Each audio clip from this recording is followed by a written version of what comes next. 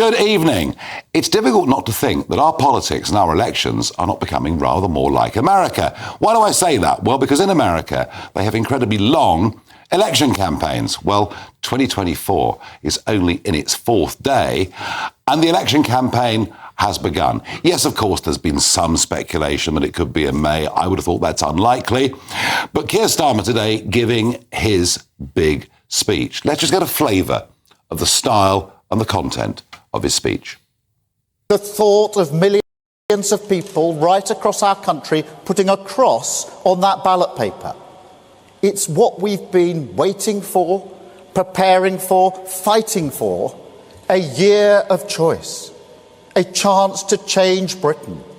A clock that is ticking on this government. The power of the vote. The hope of change and renewal married to the responsibility of service. That's what I believe in.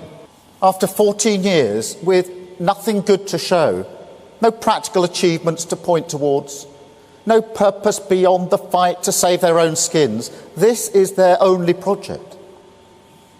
They can't change Britain, so they will try to undermine the possibility of change itself. So there was Keir Starmer, sleeves rolled up. I'm an action man. I'm ready for business. That's very much a style that he's adopted before. And what was the speech all about? Well, he used the word change 22 times. You know, I am the agent for change. He talked about hope. He talked about the importance of democracy. He talked about public service. And yes, of course, he had a dig at the Tories, saying basically they're there for power, for the sake of power. He said that he would clean up British politics. But I wondered at times in that speech who he was talking to. Was he aiming it at Labour Party activists? Was he aiming it at a country more broadly? There was precious little content. But for me, the really big thing about that speech is when I hear him saying he's going to be the agent for change, do I believe it? I say that because in the run-up to the 97 election, when Blair talked about change, I was convinced that he would bring change. I didn't think it was necessarily going to be change that I agreed with or liked, but there was no doubt Blair would change things. But when I look at what precious little we know of his policy goals, they seem remarkably similar to the Conservative Party to me. But you tell me, am I wrong? Is Keir Starmer an agent for change? Give me some of your thoughts, farage@gbnews.com. Well, not to be completely outdone, we saw the Prime Minister, Rishi Sunak, up in the Midlands today, and this is what he had to say. My working assumption is we'll have a general election in the second half of this year, and in the meantime I've got lots that I want to get on with.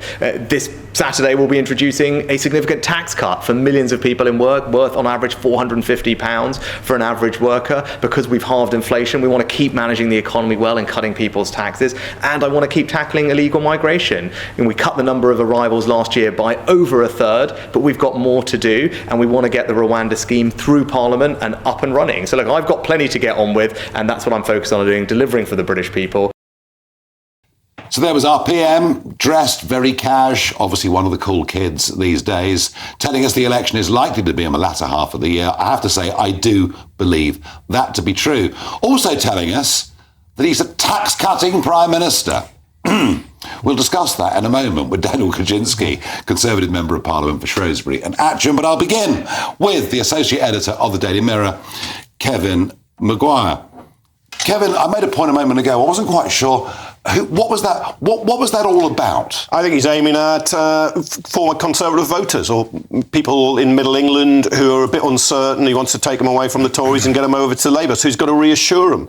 And it's kind of, you want to offer radical change and hope, as he puts it, and at the same time you want to reassure people. We haven't seen the full policy area. You know, what will you do? What will you sell? What will you sell on the doorstep? These five missions, as far as they go, are quite good. They're vague. I know. The highest growth in the G7. Who doesn't want that? Yeah. Well, and the Conservatives will say the same thing, Kevin. Yeah, but they've never achieved it. Improving the health service, improving opportunities, cheaper, sustainable energy, and reducing violence against young girls and women. Yeah, they're all good goals. You've got to spell it out. I agree. But if you're doing the mood music at the beginning of January and you're setting yourself out as the future, and you'll be more competent. You won't be sleazy. I think he's scored his goal today. Well, you look at Rishi Sunak, and as you say, he's talking about cutting taxes after putting them up to the highest level since the Second World War. Yeah, I get that. One could appear credible, Starmer. The other now, I think, has a real credibility problem. That is Sunak. I mean, the Tories have been in power for 14 years. Inevitably, after a period in office, you've had scandals and difficulty. I mean, that's happened since the dawn of time. There is a debate, is this worse than before? But that's always happened. But when you talk there about his objectives, they're very similar to Sunak's objectives. He wants growth. He wants sustainable energy. He wants a reduction of violence. Where's the difference? Yeah, where's the real difference? Yeah, but you will see differences on policies. And look, Labour's tax offer at the moment is very limited. There's a couple of increases, VAT on private fees to get 6,500 more teachers, which sounds great, except there's 34,000 schools, so that's one teacher per day per school. Per week.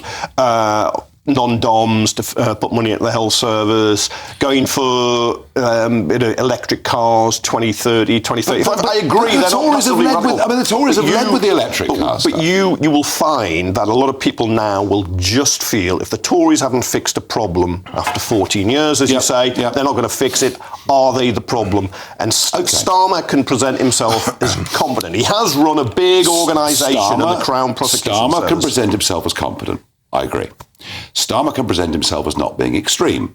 And to give people, particularly where you're from, up in the northeast, the fears that Jeremy Corbyn gave ex-army families, that kind of thing. I get all of that. But he's selling himself today as an agent for change. Yeah, what will that change be? No, I agree. He's got to spell that out. You saw he stood on one programme, which was a lot of change. It was a Corbynista programme to win the Labour leadership, and he's ditched almost all of it.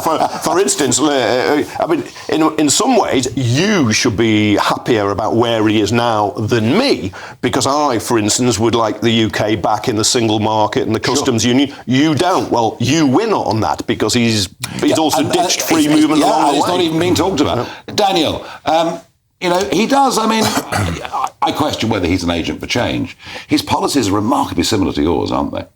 Oh, no, not at all. They're very different in the sense that, you have to look at the full longevity of this government. When we came into office in 2010, we were borrowing about 183 billion a year because of the financial crisis. The socialists vilified us every single year when we reduced the annual deficit from 2010 to 2019. We've reduced it every single year. So that this year. No. This year. No. It's on course to be 150 billion this year, Daniel. That's appalling. After the pandemic. I'm talking about the first part of the government. If you go back to the beginning of the government, we reduced the annual deficit every single year. National debt. Hang on, Daniel. Yeah. National debt. Let's get this clear. When the Conservatives took power, the accumulated national debt was about 750 billion. It is now 2.6 trillion. Well, Nigel, if you look at the figures... I just did. We reduced the deficit, the annual deficit every single year. But the debt went up every year. Of course the debt... Hugely. Of course the debt goes up. As long as you're running a deficit, the debt continues to go up. Right. I'm talking about the fact that every year from 2010 to 2019, we've reduced the annual deficit every single year, so that in 2019, the year before the pandemic, we were almost, for the first time since Margaret Thatcher, running a balanced budget. Let me assure you. The socialists... Hang on. The first 2 years... You've had your time. The first 2 years... But you're wrong. I didn't interrupt you. Please allow me to speak. Nonsense. If you think you're going to keep the red wall by saying, yes, of course, the national debt's exploded in the last 14 years, but it could have been worse under Labour. I don't think that's an election winner. Well, please, can I finish? Because what about immigration? Labour called it austerity. We called it living within your means. Mm-hmm. And then, if we hadn't taken that measure, can you imagine the difficulties that we would be facing in a post-pandemic world? I find it even greater. I find it very difficult to believe. Very difficult to believe that maybe under Corbyn it would have done, but I find it very difficult to believe we wouldn't be in a very similar mess. What was interesting was Starmer decided not to talk about immigration. We're not going to talk about nasty stuff.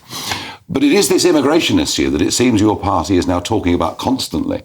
And yet your record's been terrible. How do you convince the British public that somehow we're not going to have massive net legal migration? Well, I mean, just to finish off, can I just finish off the debt issue? No, honestly, our people at home will be very bored with this. No, honestly, you've massively increased the national debt. Yeah. You can go on about the annual deficit. It doesn't work with me. No. What about immigration?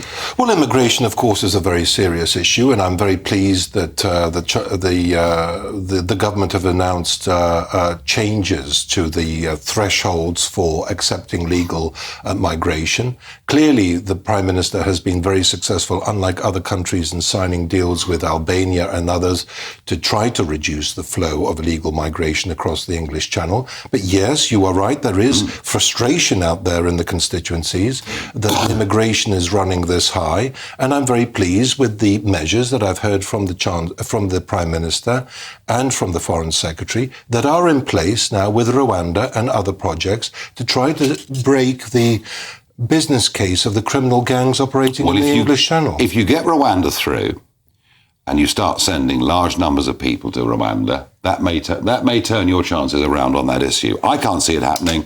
Labour, nothing to say on this at all. Massive issue, very in the Red Wall in particular. Yeah, look, and let's not forget, and I'm not actively involved, but let's not forget Reform also getting serious votes in those areas. Nigel, you're right, it is a big issue. The biggest issues are the economy, standard of living, and the NHS. But often third is the question of migration and small boat crossings. And there is no easy answer. And I think Labour have begun to say that against Rwanda. But Rwanda is a gimmick. It's a pipe dream. It's an expensive waste of money. Where the boat crossings have been reduced is deals. For instance, doing the hard yards in a deal with Albania, which is a member of NATO, to do the returns. That has helped, but still the numbers are huge. And the truth is, you cannot stop them entirely. What you have to do is when people come across, you have to deal with them quickly, efficiently, and fairly. That's what you need. And of course, the government hasn't. We've seen now, Sunak claimed he'd cleared the backlog. I know. I know, and it went wrong. As credible as Daniel's claims on debt and the economy. I would point out to both of you that Australia did stop the boats. They did literally stop the boats. They put them under tow. They towed them back to Indonesia. Everybody went crackers. The UN, the EU, the boats can be stopped. A final thought. Different boats. But they have international. Well, they may be different because they have international water between them and Indonesia. We don't have any international water between us. They towed them back to a 12-mile line. And it worked. Final thought, Daniel, do you actually think the Tories are still in with a chance? Oh, absolutely.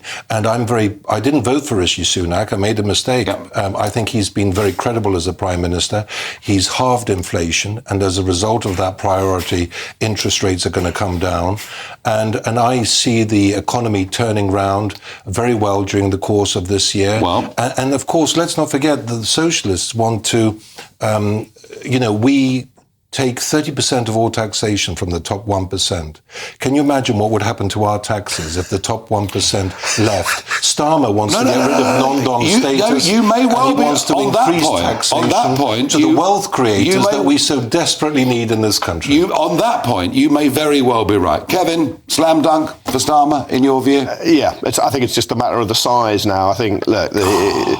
You know. You just look at it. You've been around. No, look. No, I think you're right. Look, it's I think after 14 years, the Tories have destroyed themselves. And of course, you pick inflation has halved. It's true. Although Sunak wouldn't accept any responsibility for it going up, he wants to take the credit for it coming down. But that's called policy. But he's missed his other 4 goals. I know. He's 1 out of 5. I have to say, it's certainly Labour's election, unless the Tories can pull a very dramatic cat out of the bag.